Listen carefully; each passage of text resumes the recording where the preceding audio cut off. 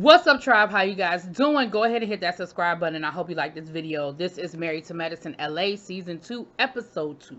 So jeez, my hair. So we pick up where we left off last week, where the ladies were fighting and Quad was instigating, and I don't know what Quad's thing was. I don't know what her issue was, but Quad was instigating, honey. And we Amani says to Jasmine, look, let's go talk to the side. This is a private situation. Like, let's go have a private conversation. And so they do that. They go to the side. They have this private conversation. Then you see Quad trying to explain to Britton why she snapped at Britt. And Britt was like, yeah, I'm not here for it. Like, I'm not here for the shenanigans, Quad. Like, it is what it is. So, they're talking. And Amani is like, look, at the end of the day, Jasmine was like, but you're so hard. And Amani was like, but I am. She said, I'm from New York. I am hard. She said, I have been betrayed by a lot of people in my life. And that is why I just sort of am the way I am and the way I kind of carry things. She said, and she talked about her dad, which we learned about last year, the situation with her dad.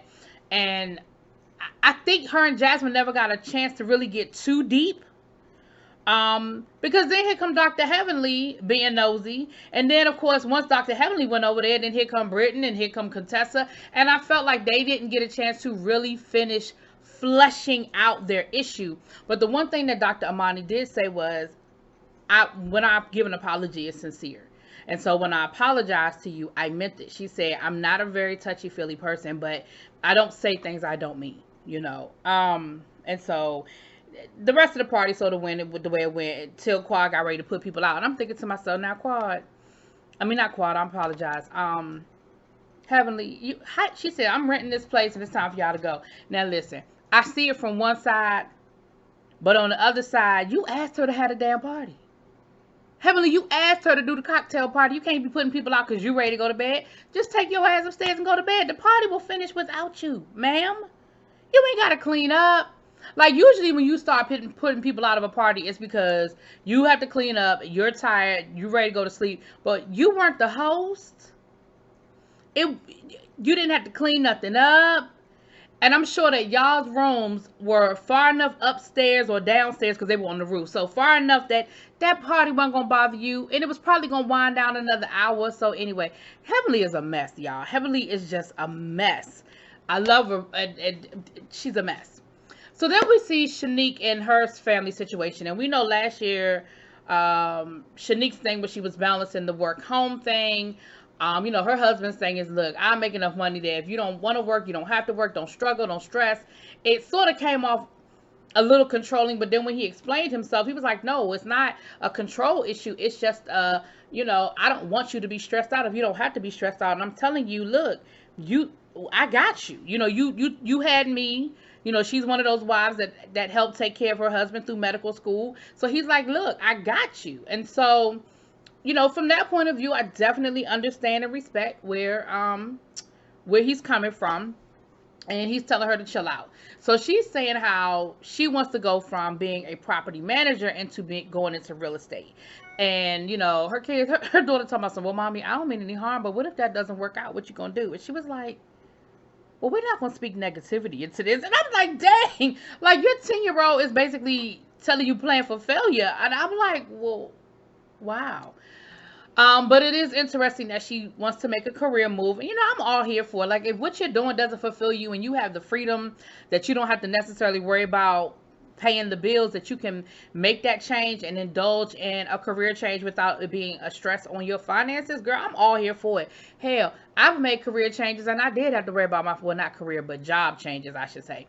And that's not really a career change either because you're still dealing in property and all of that. But anyway, I'm here for it, Miss Shanique. So then we get to meet Dr. Kendra, okay? We see that Dr. Kendra and her husband have just moved into a new home. We see them trying to unpack all those boxes. You never realize how much junk you have until it's time to pack it up, okay? And we always find there are two people in this world. You have the throw it away, I'll buy some new shit when I get to the other side. And then you have the, oh no, I got to hold on to this because you just never know when you're going to need it. I'm the, oh, we got to hold on to this because you just never know when you're going to need it. I have containers in my house that I still don't know what's inside of them. Well, I moved them into my house. I probably evaluated what was inside when I moved and I put it somewhere and And I feel like if I've never opened up that container to use what's inside, I probably don't need it. That's just how I feel about that. That's how I feel. Anyway, moving on. But we meet her husband. Her husband is a doctor as well. She is half Korean, half black. He is half Chinese, half Canadian. They met in medical school. They were friends first. He always was trying, she had him in the friend zone. He was always trying to get out the friend zone. She said that he used to lie to her about guys she was dating or guys that were interested in her because he didn't want her to get too serious with anybody else because he was always trying to claim that spot. I ain't mad at you, bruh. I am not mad at you. When you see what you like, ain't no need, you don't be helping out the enemy. Now, we know that she had a baby 5 months ago. And that baby is the cutest little thing. Oh, he's the cutest little thing. He's a happy baby. At least when we saw him, he was. He was a happy baby. So, she deals with, she's an OBGYN, but she said, you know, a lot of people assume that because she's an OBGYN that she should know everything. She said, listen, I know about the baby and its process through the pregnancy. Once it come out, so I'm just like every other new mother. I'm struggling to figure it out just like everybody else. And so anyway, so we got a chance to kind of get a little bit of her backstory and learn a little bit about her. So it's the day of Britton's birthday party, and you know, we're over to the house. You know, we see Dr. Britt. Now listen, Dr. Britt, I kind of didn't really dig too deep into this whole situation last week with your husband not sleeping in the same bedroom and your kids putting your husband out the bedroom. And I really am just really nervous and concerned about how much y'all keep talking about how sex is just not a part of y'all marriage. And, you know, because they mentioned it a couple of times in this episode about, you know, how sex is just, you know, that's something you do when you dating. And as a married woman, it's more about just maintenance. It's not about... Dr. Britton, you know how the old sayings go, honey. If he don't get it from you, he'll get it from somewhere else. You better look. You better take care of that man. I'm just saying. I'm telling you what I know, not what I heard. I'm just telling you what I know. I'm just telling you what I know, not what I heard. Anyway, so it's a day of her party. So Dr. Contessa ends up coming over. He, you know, her husband planned this whole party for her. And he said, you know, last year I didn't really come off in the best light, you know, and I just want to sort of let her know that I love her, I'm here for her, and that I, you know, sort of make it up to her that I didn't make things too real easy for her in this move that we were trying to go into. So Contessa comes over, they're going to hang out for the day, and then she's going to get dressed. They're going to get dressed for the party and meet them at the party while he goes out and gets everything done for the party. And of course, we rehash once again how they've been friends since the sandbox. They've been best friends since they were 17, and how they really ride or dies, and they really are, you know, friends in real life. I can appreciate it and I can respect it, but I get it. We get it. We get it. We don't really get to see the other girls a whole lot. You know what I mean? It's really just about Britton's party. Now, we get to the party, and everybody gets to the party before Contessa and Britton. Let me tell you something. I don't know what... It wasn't a surprise party. So they got Contessa driving.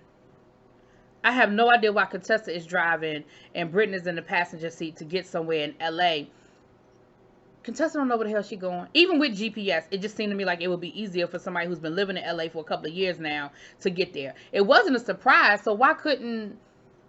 Anyway, they got lost. They got turned around, honey, and they were late to the daggone party. But in the meantime, it was a beautiful party. You did a really, really good job. You know, Britton's husband did a really good job with it. And, you know, the lady showed up. Everybody looked nice. That daggone heavenly. You in them heels, child. You in them heels. Heavenly. Now, Dr. Kendra, you redeemed yourself, girl, because that little jumpsuit outfit that you had on, baby, you look good. It was cute. It was appropriate. Okay? And I liked it. I enjoyed it. Okay? You looked really, really nice, girl. You looked really, really nice. I appreciated that. So And of course, Quad, y'all know Quad look good. Y'all know Quad does. Y'all know Quad know what the hell she doing. Toya looked Toya, you know. Everybody looked nice. And I didn't mean that in a bad way when I say Toya looked Toya. It was a Toya outfit. Like it was a Toya outfit and she looked nice. They all looked nice, okay? So, Dr. Amani shows up and she ends up having a conversation with Jasmine and Shanique. And I sort of feel like she was trolling them a little bit, honey, because Dr. Amani gave them enough information knowing that they was going to go running with it. She made the comment about her husband living in Oklahoma, doing some business. She was very vague about what that business was and how, he comes home. He's come home about once a month. And so, of course, Jasmine and Shanique are now all worried. They all in the business want to know what's going on with their marriage and why would you even be in a marriage if you don't even get to see your husband and, all the things. Shit, some of the same things I said last week, because I said the same thing. I was like, now, wait a minute. Now, I did reserve my judgment, but I was like, what he doing in Oklahoma? She said starting a business, and I couldn't understand what business he was starting. I was like, what you doing in Oklahoma? Like, what are you starting in Oklahoma that you can't do in LA? I didn't know. I didn't know. Now, I learned tonight, and we're going to get there in a second. But, of course, the minute Dr. Amani started talking about, her and her husband not living in the same place, everybody had an opinion, honey. Everybody had an opinion. Now, when Dr. Heavenly got there and saw Kendra was there with her, Dr. Kendra was there with her husband, she ain't know whether to speak or not, because she said, well, I don't know if she done told her husband about what I said. See, Heavenly, that's why you got to watch what the hell come out your mouth. Now you're embarrassed. Now you don't know whether to go speak to that man or not. But she did end up speaking to him, and it was cool. It was what it was, child. It was cool. So Dr. Britton and something else happened that just totally just flipped my mind. But Dr. Contessa and Britton finally showed up, and so it was a party, honey. So Shanique and Jasmine decided they're gonna have a conversation with Britton and Contessa about Dr. Amani's living situation and what's going on with her and her husband, and is it real? Is it this? Is it that? And Brittany was like, of course I know what's going on with Dr. Amani and her husband, but that ain't my business to tell. And when she ready to share with the group, she will share with the group. But as of right now, ain't my business. So, okay, so we left that. And then everybody just seemed like they had a really good time. That was the only little, like, little messiness was the whole what's going on with Dr. Amani and her household situation. But everybody seemed to have a good time. Everybody was hugging and dancing. They looked like they had, honey. They did he made a speech and Dr. Contessa made a speech, and then after that, honey, it looked like they partied it up. Okay, they got it in and they was doing what they was doing. Had a good time with it. Had a really good time with it. So, the next morning, the ladies were getting ready to leave, and so once again, Jasmine prepared a spread for them. They had a nice brunch, with pretty much anything and everything you could have on the spread. Everything from grits and bacon, sausage, down to the fruit. Like as the Quad said, she had stuff there for us, and then she had stuff for the LA girls, because the LA girls, honey, they don't eat nothing. Now, at the brunch, Toya had to leave because her flight was different from the rest of their flight. I don't know why she got a different flight from them, but she did. So she had to leave. So Toya wasn't at the going away brunch. But they had a good time. I mean, they were talking and just sort of recapping everything. And Jasmine is talking about how everybody is just being so fake and phony, and how everybody is just kissing Imani's ass, and last season when nobody saw her husband, and it was always these questions and people insinuating that he was a drug dealer or something like that. But now that her husband is in Oklahoma, nobody's asking, nobody's questioning it. It's not a big deal. It doesn't seem to be a problem. And so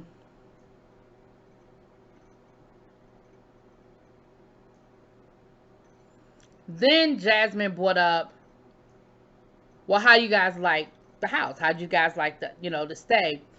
And Dr. Heavenly said it was gorgeous. The Contessa, they were like, it was gorgeous. It's wonderful. Thank you so much. We really appreciate it.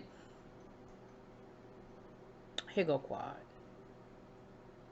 Well, I mean, to be honest, there's some things you really could do to improve. You know, you could have toothbrushes, you could have curling irons, you could have this, you need another trash can, blah, blah, blah, blah, blah, blah. And Jasmine was like, you know, in her confessional, she was like, you know, when I get stuff for free, I say thank you.